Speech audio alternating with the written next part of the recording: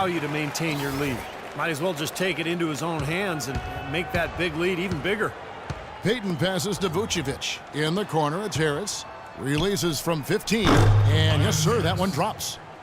Harris has got his second bucket of the game to go. And they have to mix it up defensively. That was just too easy.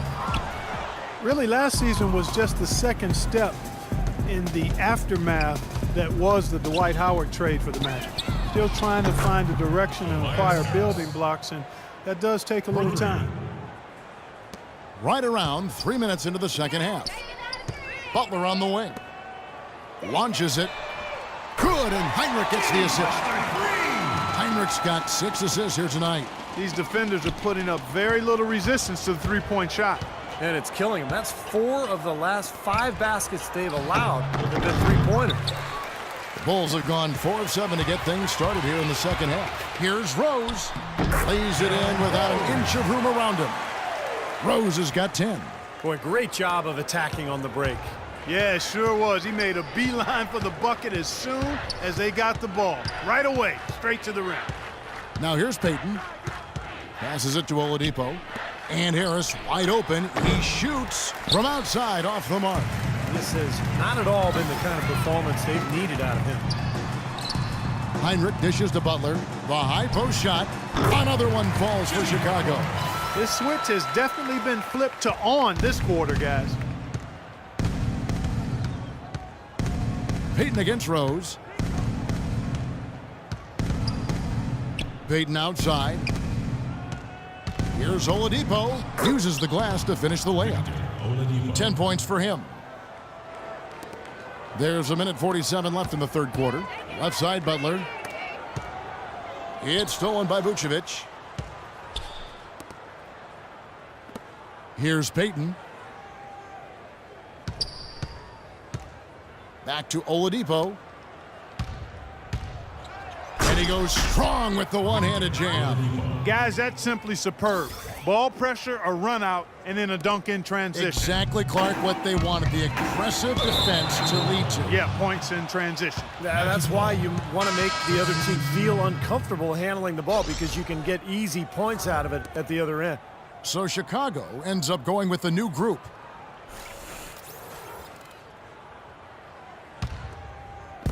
There's 1:17 left in the third quarter of the game. The dish now to Fournier. They set the screen. Right side, Gordon. Money from the wing. Not what they drew up, but they'll take the 2 points. Chicago has gone 3 of 5 with the long ball since entering the second half. And it's going to be out of bounds. The Magic will take it. Boy, just a brain cramp, guys. I mean, that should have been the simplest of exchanges. Ridnour with it. He's picked up by Brooks. Here's Gordon. Pass to Ridnour. Lets it go from deep. That drops. Ridnour's got his first bucket of the game, and he's on the board for 3. The Bulls have gone 6 of 9 from the floor here in the second half. They've got to be happy with that. And Moore kicks to Brooks. No good off the front iron. Really high-quality shot there. Just a little off with his release. That miss right there will definitely leave him shaking his head. Here's Gordon, and Gibson sends it back. Oh, and a fast break for the Bulls. And here we go with the Magic fast break. Ridnour's running. Here's Snell. He's guarded by Ridnour. Lets it go with a 3. Good on the shot. Snell's got 11 points. 5 seconds left to play in the third. Here's Fournier. No good on the buzzer beater. The 3 quarters of play all in the books. On tap this Wednesday, November 5th. Chris Paul and the Los Angeles Clippers go up against Stephen Curry and the Golden State Warriors, live from Oakland. Make sure to catch it.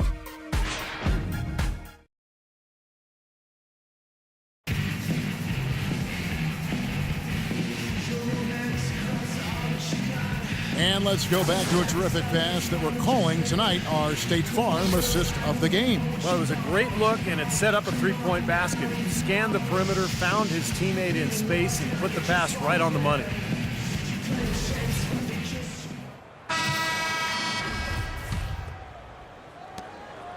The Bulls shooting has been out of this world, 74% from the field. Okay, now let's reset our lineups courtesy of Gatorade, all fueled up and ready to go for this fourth quarter. On the court for Orlando, Harkless and Nicholson fill up the forward slots. Ridnour out there with Green, and it's O'Quinn in at the 5 spot. Good. O'Quinn's got the fourth quarter going with the first basket of the period here for the Magic. Now the Bulls with it. Here's Moore, and count it from 19 feet away. Well, since the turn of the century, guys, the Western Conference has ruled the roost, winning interconference matchups in 14 out of the last 15 seasons. To Steve, last season, the highest ever win percentage for the West at over 72%. Yeah, 8 of the league's top 10 teams played in the West record-wise. It may be time to take a fresh look at a top 16 playoff structure. And last season, the 7th and 8th seed in the East made the playoffs with worse records than the 9th and 10th seeded teams in the West. Sure, the conference playoff structure reduces travel, but in the age of chartered flights, you could argue longer traveling distances are much less of a concern. And I would say amen to that. Bairstow, he's checked in for Chicago. Orlando's gone 3 of 6 tonight when they've let it fly from downtown. And Harkless with the basket on the assist by Green. How about the delivery in the lane, just perfectly done. The Bulls have gone 2 of 3 from the field to get the fourth quarter started. And guys, I think the biggest advantage to a so-called top 16 playoff seeding is that it would possibly make for a more competitive finals. It's a playoff series that garners international attention anyway. You want to make sure that the last 2 teams standing are truly the best in the NBA. Here is Ridnour. After Chicago picking up a basket just moments ago. They've shown effort and aggression in the paint right from the tip.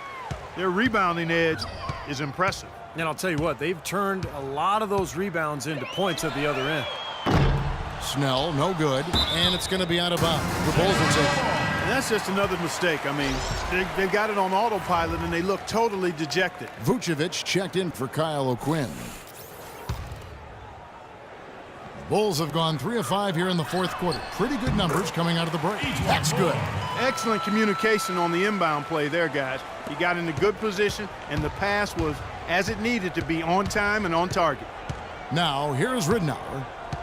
Over to the wing. Well, you know, this last draft class was one that had been hyped up for such a long time with the big names, primarily Wiggins, Parker, and Embiid, all being viewed as potential franchise players. I'm not quite sure of that, but they certainly are tremendous talents. A lot of teams knew that, and it became a bit of the race to the bottom for some franchises. Really left alone that time. That's just a case of 2 teammates working perfectly together, one setting the screen and the other using it to get that separation. Here's Snell. Hits it from 3-point range. Snell's got 5 points now in the quarter. Well, Steve, you are general manager in the NBA and NBA coach now, but you know that the teams that know they're not going to make the playoffs will play younger players as opposed to perhaps some veterans, giving those younger players time to develop, maybe not necessarily securing wins, but certainly securing experience for those kind of players. Well, securing experience and then also securing a high draft pick. And obviously, you know, you have to get lucky and hit on a star player at some point. But I think it's the preferable method for teams to go that route these days rather than to just hang around the middle of the league in mediocrity. Physically, there's no doubt they've been the stronger team. That plus 10 rebound advantage tells you all you need to know. Yeah, not to mention what it says on the scoreboard. I mean, they're really pushing them around physically at this point. And it's blocked by Mohammed. Here's Snell, guarded by Harris. Moore outside, fires the 3, and the Bulls another 3. And a look at how the hustle game has been going for the Bulls. Contested shots and block shots. They're bread and butter defensively. They're giving up no easy looks. And I'll tell you, the other thing that's been a factor is the transition game. They're scoring a lot of points on the fast break. And the Magic making a change here. O'Quinn's checked in.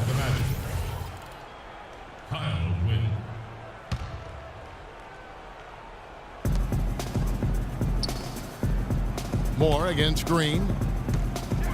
Inside to Vucevic. And just miss after miss right now. Well, Chicago's gone 3 of 5 from beyond the arc since the final quarter's gotten underway. That's good. He's been one of their more reliable options today, guys. I mean, his shooting has led them to this lead. Orlando's gone 3 of 7 tonight from three-point territory. Green, good. And the assist goes to Ridnour. Assist from Ridnour's got 3 assists in the game. Here's Snell, guarded by Harris. Snell, no good. For Orlando, they've gone 4 of 10 here in the final period. Not the time to go cold. Ridnour with it. He's picked up by Brooks. Here's Harris. Goes back up. The shot's good from O'Quinn. And guys, with this one winding down, it's obvious to everyone who's watched it. I mean, just a total mismatch in a true show of strength for Chicago. You're right, Steve. It was a standout performance across the board. They were just, at times, seemed toying with it. Yeah, like watching a cat play with a mouse, Kevin, quite honestly. They were able to do more or less, whatever they wanted to do. And during the long NBA season, each contest important here tonight. Tonight's win will give them 4 on the season. Your hope is to take charge of a season series by winning that first game. This will put them up 1-0 with 3 games still left to play this year against the Magic. Beyond the actual result of this game, I think fans are going to look back and see this was just a monstrous performance for Jimmy Butler. Now, there wasn't much they could do to slow him down as he was converting every opportunity he got. There's 48 seconds left in the fourth quarter, and that's out of bounds. Chicago will retain possession.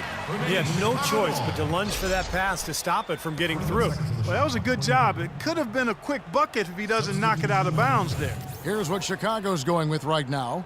Taj Gibson's checked in for Bairstow, and it's Heinrich in for Aaron Brooks.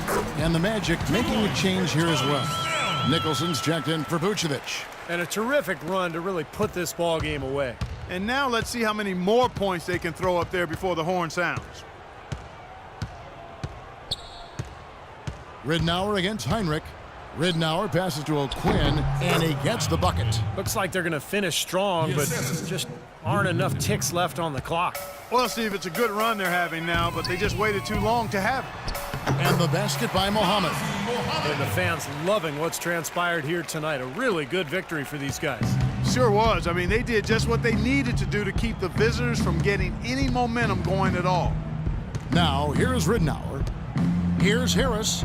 And that one's good. Really good awareness right there on the assist. We've got 13 seconds left here in the fourth quarter. There's the feed to Moore. Fires for 3. The shot is off. Here's Green. Can't get it to fall. And so Chicago takes this one, and by a big margin. They put on a show tonight, thoroughly controlling each end of the floor. Hey, what more can you ask? And now we'll send it down to Doris Burke, who's standing by courtside. Well, a solid team effort tonight, Joe Kim, and the bench certainly a big contribution. How important are the reserves to this team's success? You know, I feel like to get to where we want to get to, we need everybody. And that's our mentality. Well, we're a team that grinds out games, we fight hard, and if we keep doing what we're doing, I think we can do something special this year. We'll look forward to watching it, Joe Kim. Thank you. Guys? All right, Doris, thank you. And for Clark Kellogg, Steve Kerr, and Doris Burke, this is Kevin Harlan thanking you for tuning in to the NBA on 2K Sports. Now, our Jordan player of the game, Jimmy Butler.